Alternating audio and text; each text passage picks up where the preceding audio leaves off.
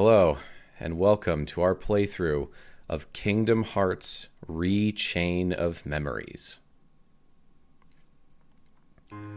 So we're coming back to Kingdom Hearts again after a short break, along with the game that comes in between Kingdom Hearts 1 and 2. I know very little of this game other than it was originally a Game Boy Advance game and that it has one of the most liminal spaces throughout I've seen in a game. Yes, so, and I'll get deeper into this as we go further, but yes, Chain of Memories was originally a Game Boy Advance game.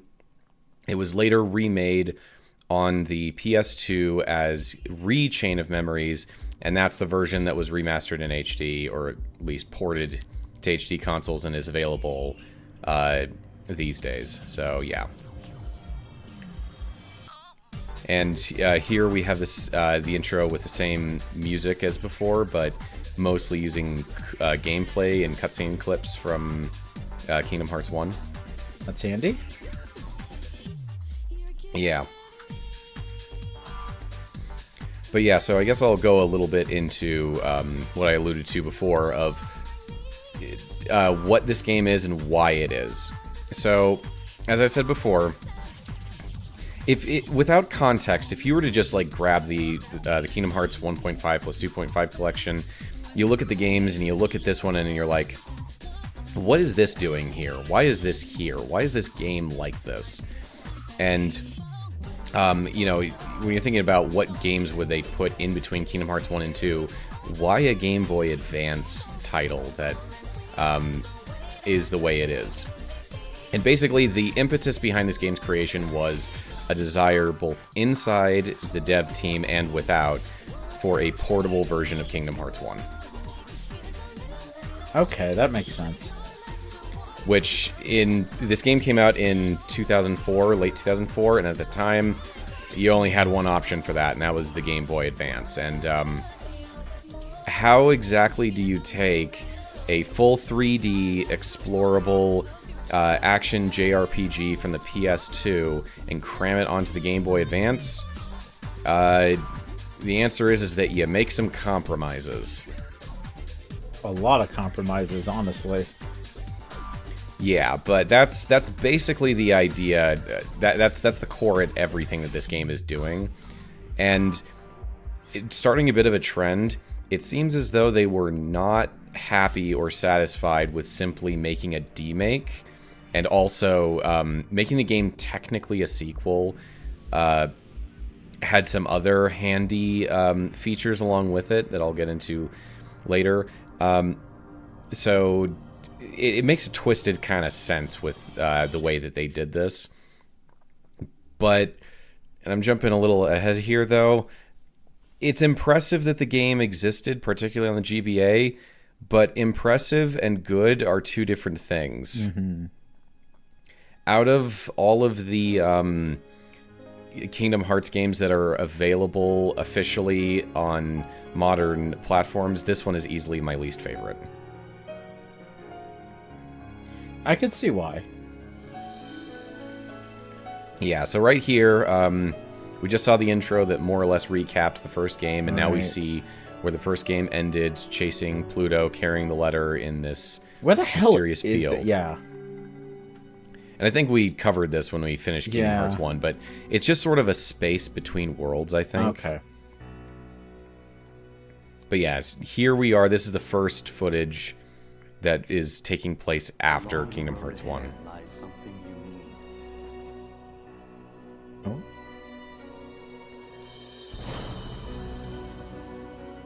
However, in order to claim it, you must lose something that is dear to you. Now then, when I was talking about when we were in Kingdom Hearts 1 and we were fighting the guy in the coat, I said, yeah, we're not gonna really be seeing this guy until Kingdom Hearts 2. Yeah, that guy right there in the coat is not that guy. Gotcha. Is that a doll in her little birdcage? Yeah, that was a little doll in a cage there. Oh, that's cute.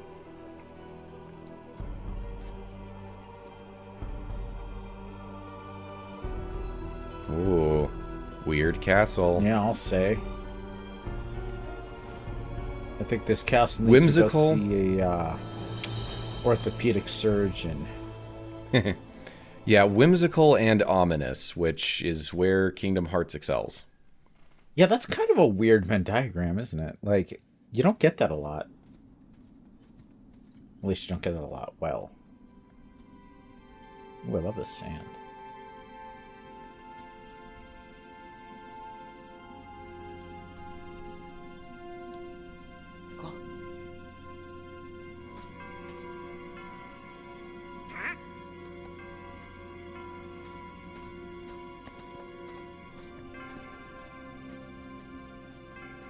All right, let's just charge on in, I guess.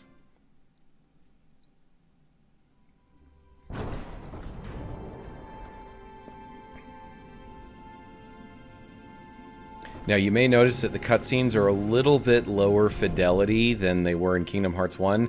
That's because that all these scenes are pre-rendered video. These are not being rendered in real time by your computer. So far, the vibes are good. Yeah. Hey, you think it's okay to barge in? But we gotta do it if we're gonna find the king. The king? King Mickey's here? Something just told me he'd be here, okay? Really? So yeah, at this point, their goal is they're looking for Riku and Mickey. Right. Seriously? Me too. One look at this castle, and I just knew. Our very best friends. They're here. It's one of the first things you'll notice. Great minds think alike. Yeah, one of the first things you'll notice is just how different Sora sounds. Oh no, Jiminy. So, with us covering Recoded here, we're in the unique position of playing a game that is a remake of a game that came out earlier, but was voiced and remade after later entries. All right. So when Reek Chain of Memories was voiced, because the original GBA version didn't have full voice acting, obviously, the English voice acting was recorded well after Kingdom Hearts 2 came out. Yeah, Haley Joel Osment was 20 when Recom came out. So his voice had changed substantially since he had done Kingdom Hearts 1, where he was prepubescent. Mm-hmm. Oh yes. Oh yeah. I'll try some magic. Flicker. Womp womp. What is this, an isekai? Oh yeah, according to the timeline, it has been 8 days since Sora defeated Ansem at the end of Kingdom Hearts 1. Wonder what they've been surviving on. Why isn't it working? Yeah, so if we consider the day that Sora stabbed himself with a Keyblade as day 1, Sora defeated Ansem on day 16, and it is now day 24. And to lose is to find. That is the way in Castle Oblivion. So that's where we are, and that's where we'll be for the entirety of this game, is Castle Oblivion.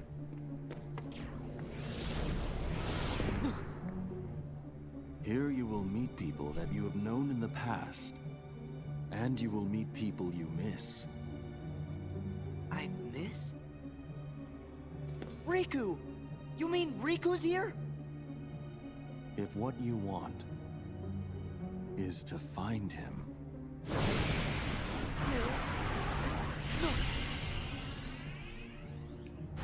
Huh, if he had a nickel for every time that's happened.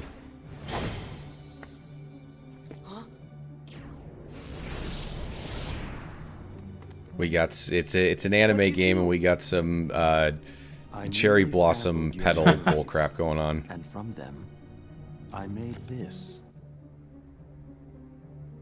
The first of many. Those you hold dear. Did they ever make these for real? Probably. This? A card? It is a promise for the reunion you seek. Hold the card to open the door, and beyond it a new world. So yeah, so in Kingdom Hearts 1, it was all about hearts, light, and darkness. In Chain of Memories, it's all about memories. Or to claim We're going to be talking about memory a lot. And the reason is mostly to give us an excuse to rehash a bunch of stuff from Kingdom Hearts 1. Most of the context around the game is that we're going to be reliving memories from Kingdom Hearts 1.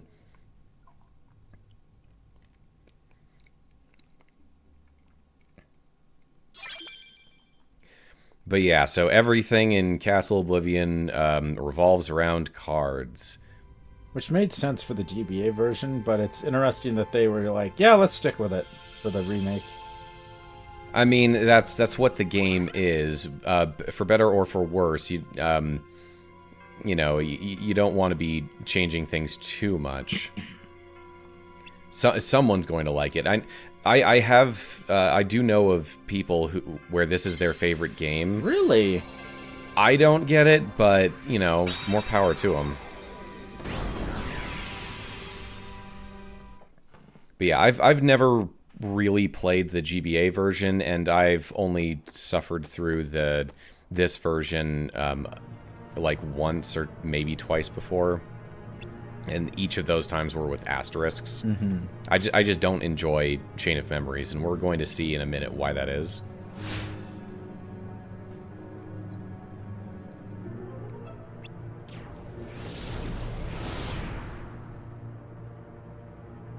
Oh yes, so we are jumping straight into Traverse Town here, where basically, using Sora's memories, the castle has created an illusion of Traverse Town.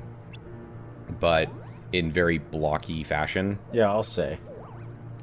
Yeah, because the Chain of Memories on GBA was isometric, and rather than trying to recreate all of the areas of Kingdom Hearts 1, they're just like, we can create areas that sort of evoke it, but are basically just cut and paste blocks. Hence why doing this sort of pseudo-sequel was handy for Kingdom Hearts, for this game, rather than trying to do a full-on demake, because now they, rather than trying to one-to-one recreate the experience, they can more evoke the idea of it. Efficient, but doesn't make it a good game.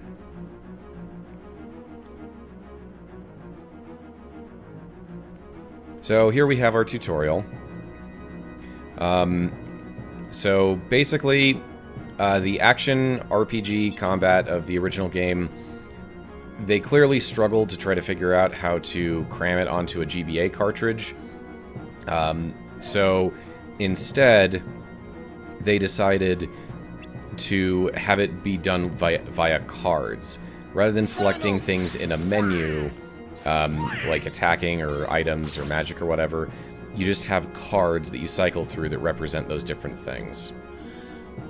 It's weird because Pokemon would later go on to, you know, familiarize us all with 3D turn-based stuff, but this is gonna sound crazy, but this is Sticker Star in a way. There's a lot of comparisons, I would say, to Sticker Star. I mean, at least you are probably never going to run out of cards, but you can get so few that it's kind of pointless.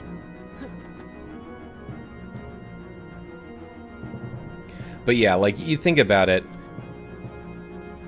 on the PS2, you know, you had 4 face buttons, 2 sets of shoulder buttons, 3 axes, the D-pad and 2 analog sticks, 2 menu buttons.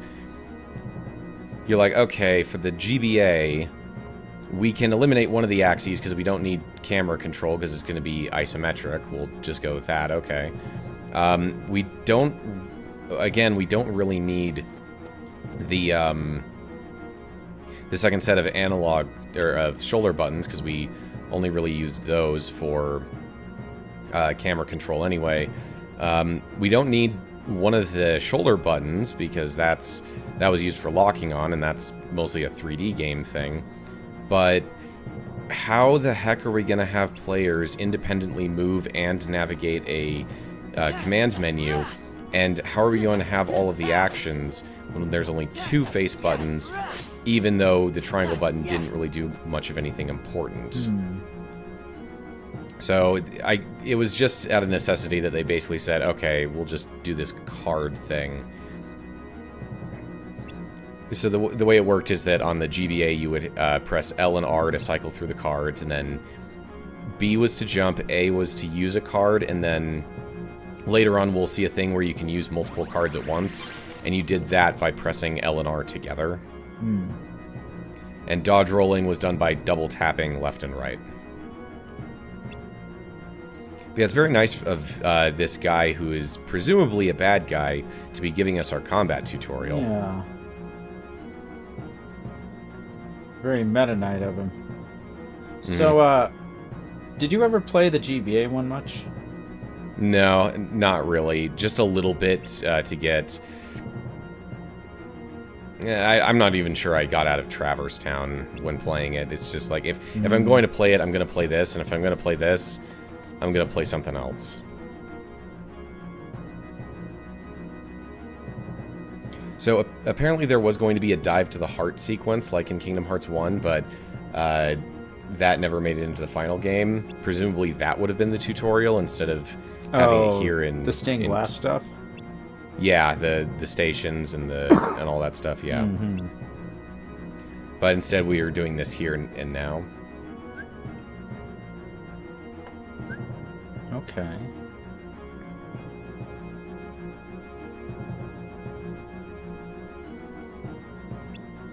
So yeah, we're mostly seeing cards for Keyblade attacks, but then there's also item cards and magic cards and summons.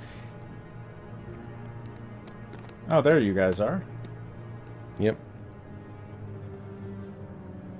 Oh yeah, and they excuse Donald and Goofy not following along as them being turned into cards whenever you're in gameplay, basically, and then they conveniently fall out of the cards once a cutscene starts. Again, this setup is very convenient for a GBA game in a lot of ways.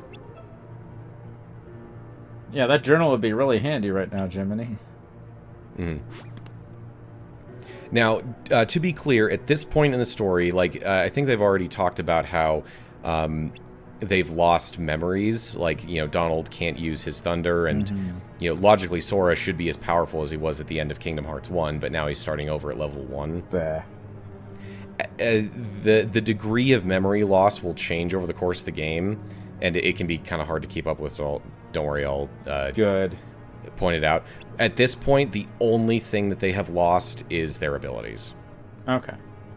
They still remember pretty much everything that happened in Kingdom Hearts 1. Oh, so it gets worse, not better. Oh, dear. Yes, it gets worse. And that's what he kind of hinted at. To lose is to gain, and to gain is to lose. So if they want to gain whatever knowledge there is to learn here, they're going to have to lose their memories. Oof. Or at least that's what this guy seems to be telling them.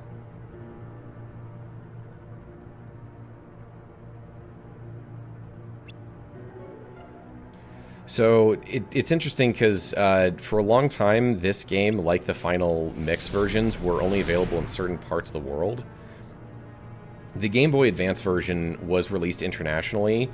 Recom was in its initial release in Japan was actually as part of a bundle called Kingdom Hearts 2 Final Mix Plus, which was it included 2 discs, one for Kingdom Hearts 2 Final Mix and one for Recom. So when they did a final mix of Kingdom Hearts 2, you had to buy it part and parcel with Recom. And later, yeah, and this is the original remastered versions of these tracks, so we get to hear what it sounded like before the remakes. But yeah, later, North America got a standalone release of Recom, but no one else did. So throughout large portions of the world, anywhere other than Japan and North America, for the longest time, it was the GBA version or nothing. So when the PS3 compilations came out, finally people got the full 3D version of this game.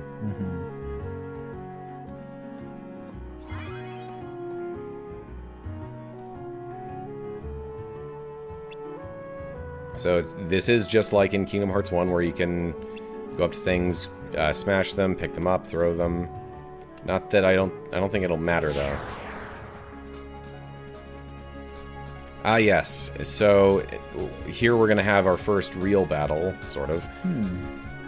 And this is another thing that makes Chain sort of weird. Rather than having battles take place in real time, just out and about, we get teleported into the RPG fight dimension here. Because it was the GBA, what are you gonna do? That makes sense. I'm surprised they did that. Yeah. So, me personally, I think that if you're going to have these kinds of compromises in a game, like for this game, just forget the pretense and just make the game turn-based. It goes into later problem. I'll go into later problems with it, but basically, I just don't think this game works as an action RPG. They really tried to preserve that, but I think it would have been better served as a turn-based game. Alright, here's another annoying, well, I guess interesting part of the game. So, basically all the worlds are grid with boxes that connect to each other. And when you go to the next box, you need to use one of these room keys to determine what kind of room that box will be when you go into it. So, right now, we're going to turn this next box into a save room using that blue card. And you gain these room cards by doing fights, but, you know, it's all RNG, so if you want a particular room card, you're just gonna have to keep fighting until you get the one you want. Oh. But in theory, if you keep getting save point cards, you could just create save points going from one end of the map to the other to where you need to go. Of course, you'll end up under-leveled for the bosses, but Oh, bosses. I didn't even think of that. Yeah. What I remember was, I think it was either a Nintendo Power Magazine image or the back of the box this game came in. There's like some genie summon or something, but not this game, but like the GBA version. So I never played the original, and I never saw much footage of the original. Just I knew it was wacky. Yeah.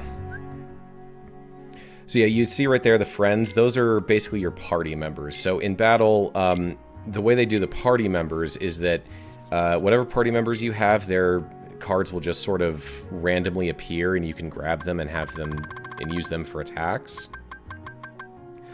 Summons, on the other hand, are cards that you have to load into your deck, just like any other card.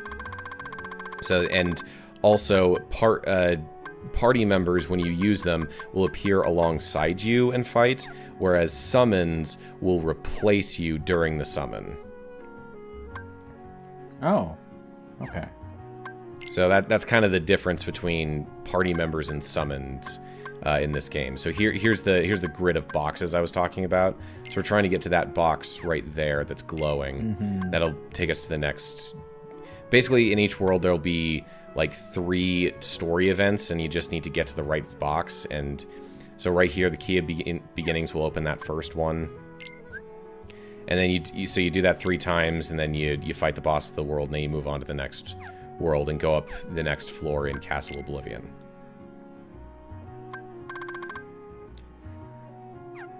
Now, in regards to modding, I did create a mod for this game, just like I did for Kingdom Hearts 1. It's a much more moderate set of changes, but you're probably not going to see too much of it for reasons we'll get into next time. But yeah, it is technically running right now. Nice. Yeah, we got the journal back again.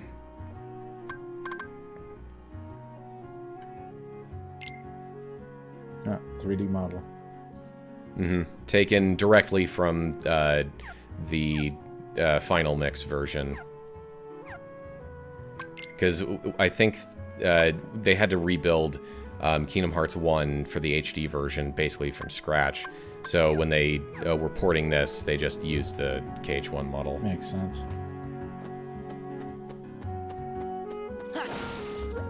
Now then, you may have noticed earlier that when we got into the world, all of the cutscenes became just unvoiced text box cutscenes. Yeah, that's going to be the case for all of the Disney World cutscenes. The only ones that are voiced are the pre-rendered ones in between each floor, which means that there are no Final Fantasy characters that are voiced, and the only Disney characters that are voiced are going to be Donald, Goofy, and Jiminy Cricket. Which means a lot less interesting voice actor trivia.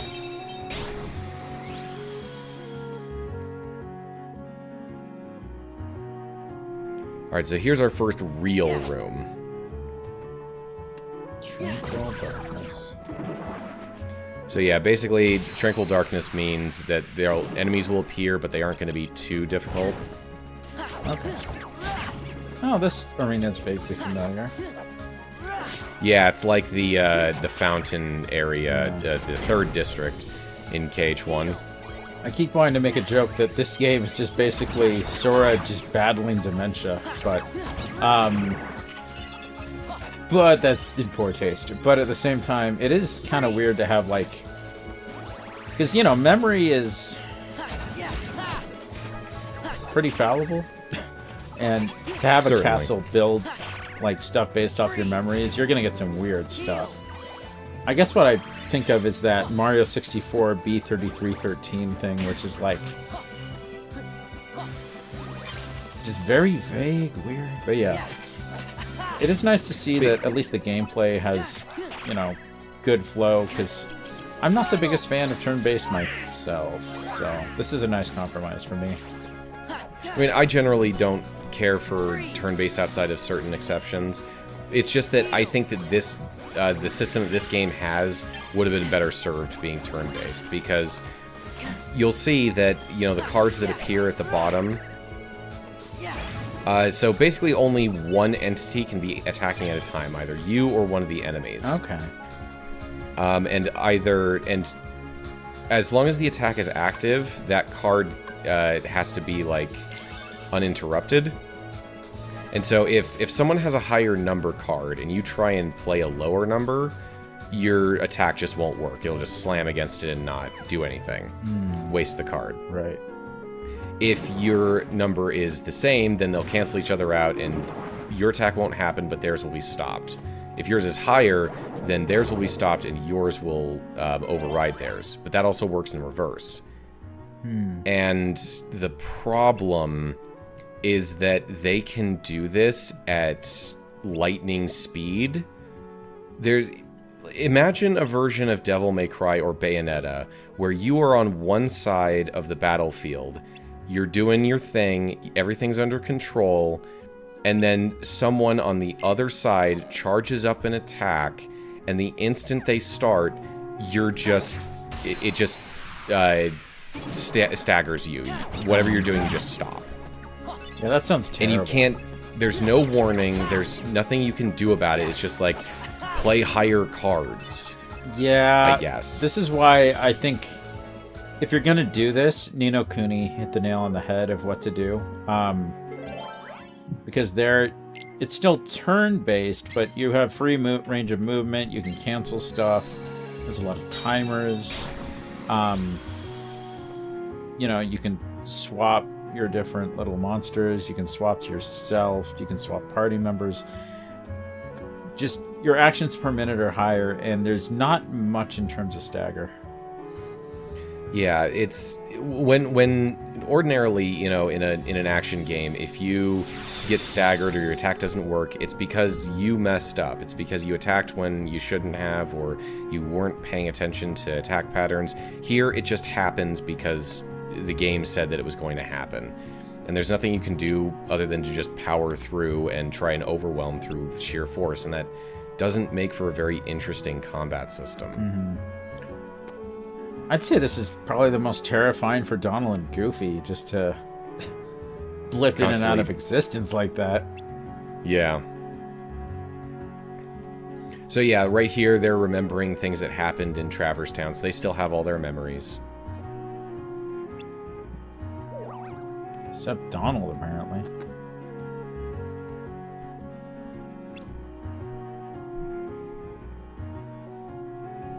Okay, so there's some sort of discrepancy.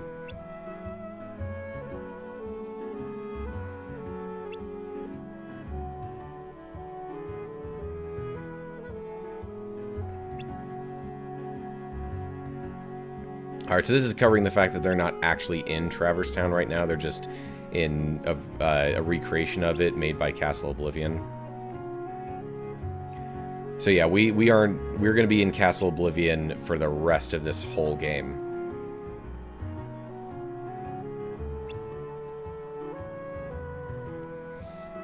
Reminds me of my disappointment in Metroid Fusion when I found out the entire game was going to be in that damned space station. Hey, it's Squall. Yep, here he is. Because once again, we're doing... we're evoking the idea of experiencing Kingdom Hearts 1. So we're going to have him show up in Traverse Town, but under very different circumstances. Oh, that's right. His name is Leon, not Squall. Well, it is Squall in Final Fantasy VIII, but they called him Leon in Kingdom Hearts 1 to make it not clear who they were talking about until the reveal happened. But yeah, all the stuff with like the numbers, and once we get into slates in a minute here, that'll become more apparent. But like with all the play of numbers in the combat system, you're also trying to move around and jump and attack and avoid things, and you're also having to do like math with the cards you have and the types. It's just too much. It would be interesting with a turn-based system with a bunch of features to support it, to be like, here are your options. But in a real-time system where you're just basically mashing, I'm not sure what they were expecting the player to do.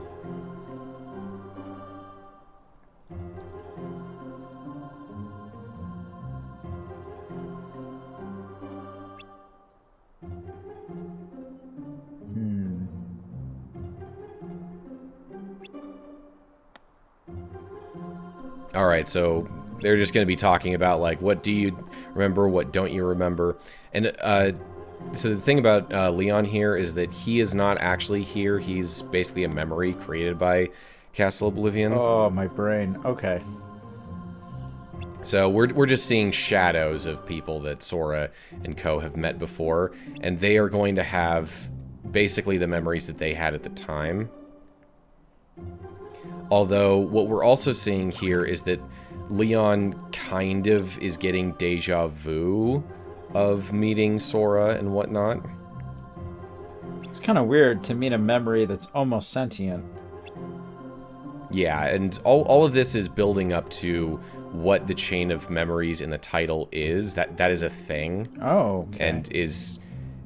The chain of memories has resolved plot points and been important to things in kind of subtle ways all the way through Kingdom Hearts 3.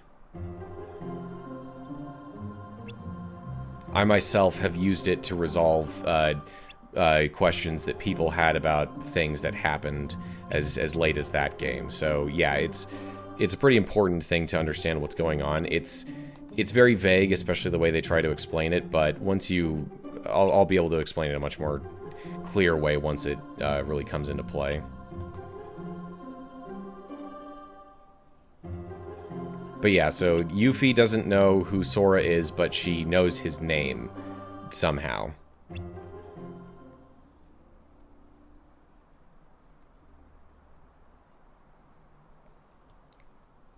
So on the developmental side, there were a few debug rooms, one of which is called the Repeat Room, that just consists of repeating the textures for Traverse Town's floor over and over.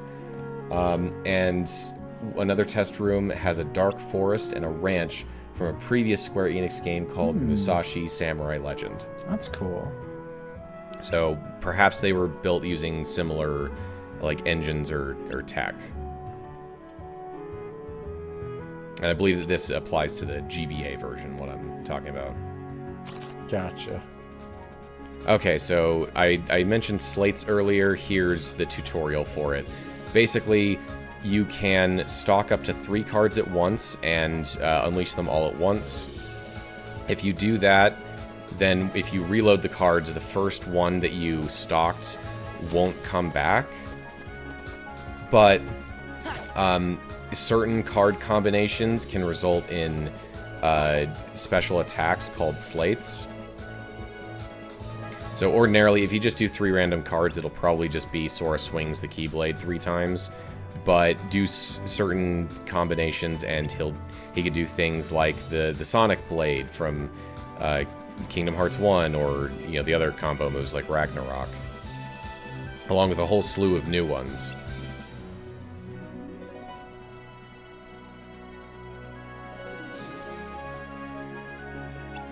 Yeah, he's also explaining card breaking.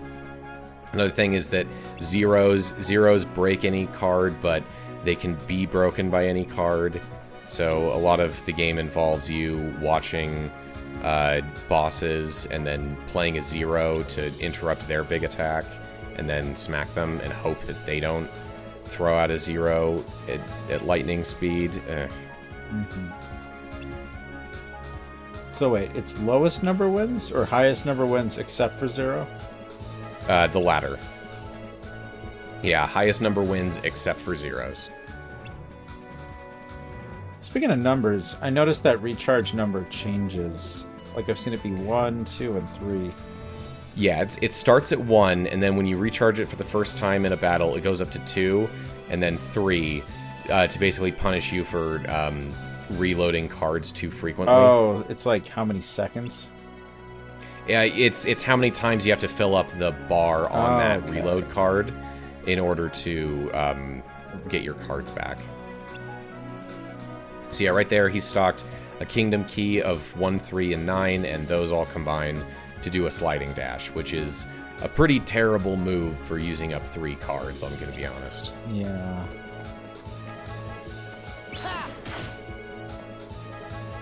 And in this game, since they've got the full complement of 4 face buttons, you can just use triangle to stock up cards. But yeah, the way that they designed the game with the slates and everything, because some of them get kind of complicated. It's like, okay, it has to be 3 different Keyblade cards, but they all have to be different Keyblades, and their values all have to add up to a number between 18 and 24. Oh, brain. And then there's a different one if they're all the same Keyblade and add up to 18 to 24. And you're like, okay, how the heck am I supposed to be doing this in real time? Being like, okay, I have a Kingdom Key and a Jungle King, and I've got 16, so I need a 3. I just got hit. You know? Yeah. This is one of the main things where I'm like, you needed this to be turn-based with a system that could like complete the slate for you and show you what cards would result in what slates. Yeah, this is... I'm not going to say this is dry, but it's a little dry. I mean, recall that all of this stuff was on the GBA, so right. It's going to be a lot less cinematic. Of course. So there's our first summon for card for Simba. Yeah, Simba. Then we got another key, so we have another place to go for our in Traverse Town, a new box to go for. Yeah, we'll just ignore that and go on to the next one. Well, anyways, that was it for this time. We will see you next time in Kingdom Hearts: Re-Chain of Memories.